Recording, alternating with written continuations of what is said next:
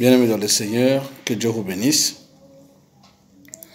Je vous salue dans le nom de Jésus et je vous souhaite vraiment bonne santé et là où vous êtes dans votre moment de confinement.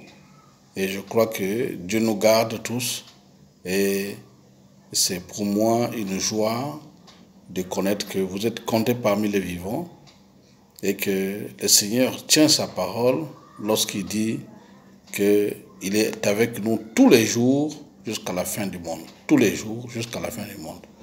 Alors, je voudrais partager cet extrait de l'Écriture du Seigneur sur le livre de Hébreux au chapitre 4, le verset 16. Il est écrit, Hébreux 4, verset 16, « Approchons-nous donc avec assurance du trône de la grâce afin d'obtenir miséricorde et de trouver grâce pour être secouru dans nos besoins. » Dieu est bon, Dieu est vraiment bon et le Seigneur sait que dans le moment de la vie, l'homme est toujours dans le besoin et il a besoin du secours de son Créateur. Il a besoin du secours de Jésus-Christ. Alors, il est le premier à nous faire donc connaître comment nous devons faire pour que lui, le Seigneur, puisse intervenir dans nos besoins. Nous avons de multiples besoins durant notre vie terrestre, des besoins qui peuvent être matériels, des besoins qui peuvent être des besoins de santé, des besoins financiers, des besoins d'ordre moral, des besoins spirituels. Enfin, toutes sortes de besoins, le Seigneur est disposé pour nous aider à nous venir en aide. Et c'est lui qui nous propose par sa parole que nous devons nous approcher de lui. Nous devons nous approcher de lui pour avec assurance. Nous approcher de lui, pas de n'importe quelle manière. Nous approcher de lui avec assurance. Bien aimé, je voudrais donc partager ce point d'assurance avec vous.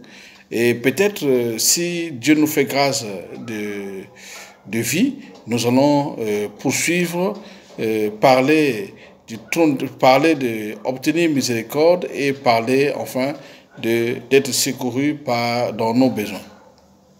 Alors, Dieu nous dit, approchons-nous donc avec assurance. Vous voyez? Donc, autrement dit, la seule manière de nous approcher du trône de grâce, c'est avec assurance.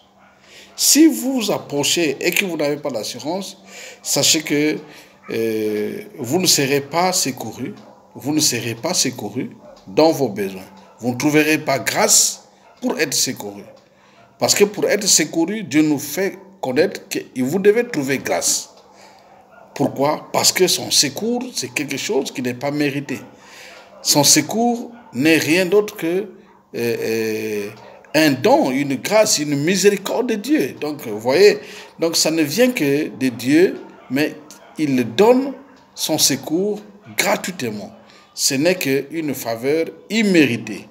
Alors Dieu nous dit, pour que vous puissiez avoir cette faveur imméritée, vous devez vous approcher avec assurance de son trône de grâce. Vous voyez?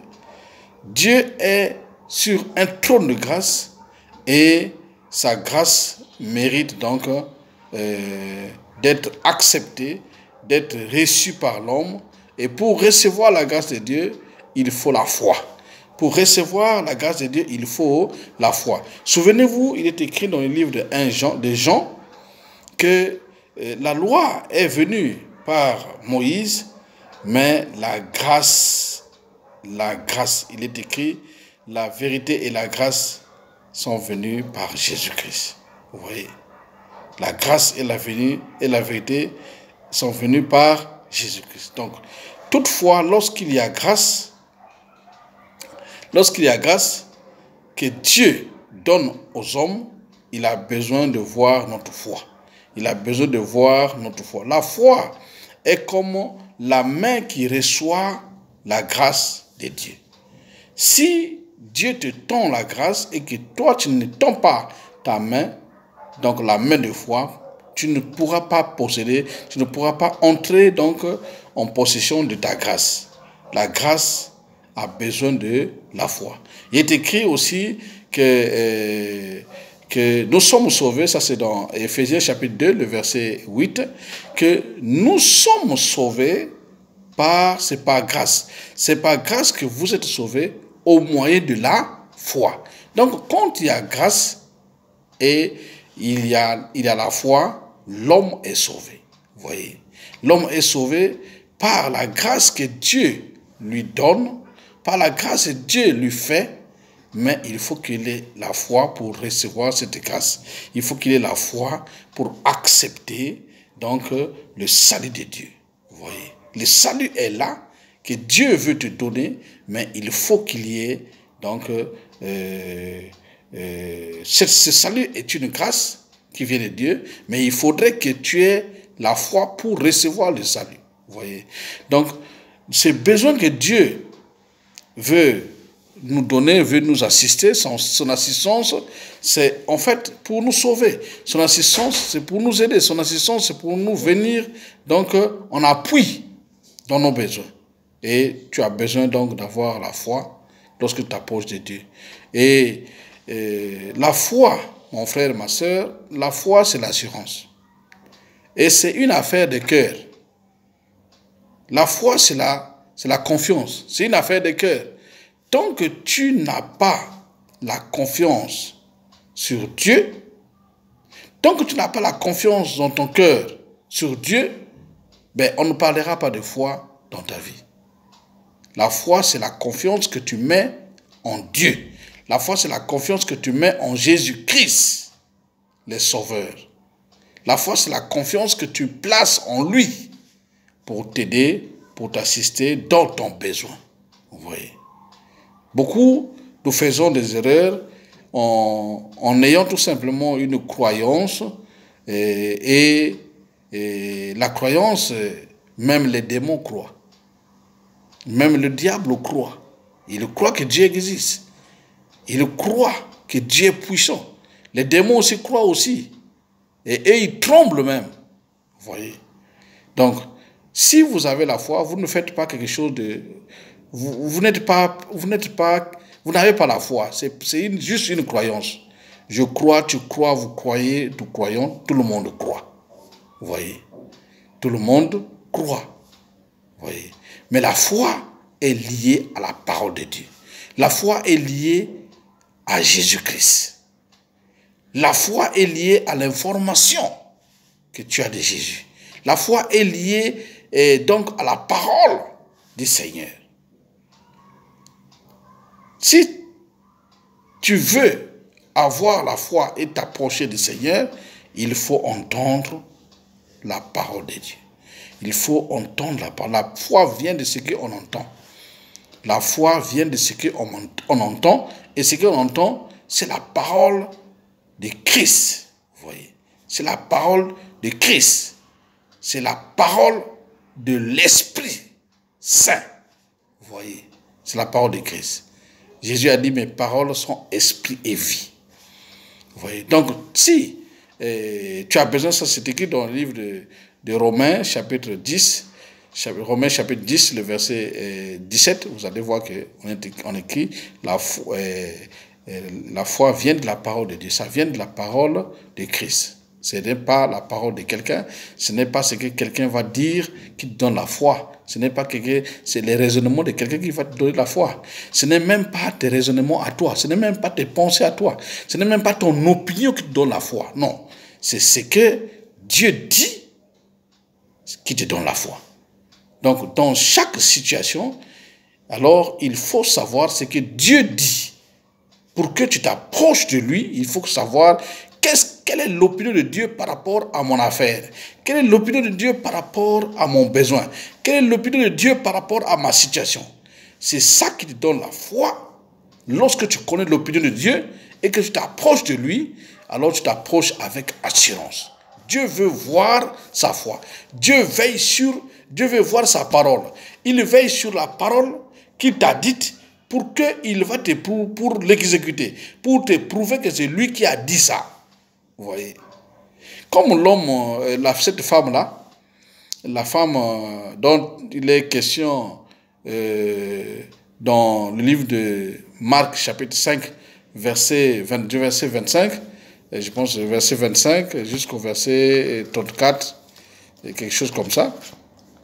Si vous lisez dans ce texte, il est écrit qu'il y avait une femme qui avait la perte de sang depuis 12 ans.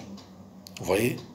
Et il est écrit que, ayant entendu, après avoir perdu, après avoir dépensé tout son argent, toutes ses économies, elle n'avait pas trouvé solution, gain de cause auprès des médecins, auprès des docteurs. Vous voyez? Elle a consulté, mais ça n'a pas marché.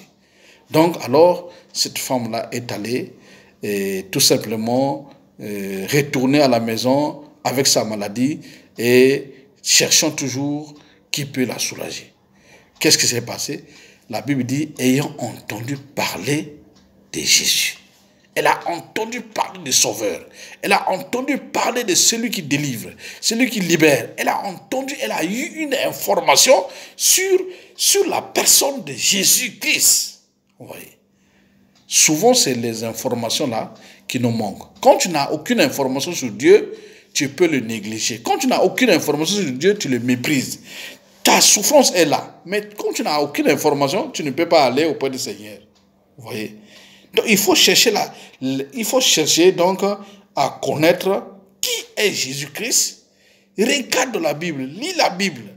Et la Bible va te donner l'opinion, donc une opinion sur Jésus-Christ. Et c'est ça qui te donne la foi pour que tu t'approches avec assurance. C'est ça qui te donnera l'assurance sur Jésus-Christ, d'assurance, la confiance de compter sur lui, pour que tu puisses crier que Jésus-Christ puisse venir à ton secours. Vous voyez. Donc cette femme a entendu parler de Jésus et qu'est-ce qu'elle a fait? Elle a donc décidé d'aller vers Jésus avec cette assurance et de chercher à toucher tout simplement l'habit de Jésus pour être délivré. Et c'est ce qui s'est passé.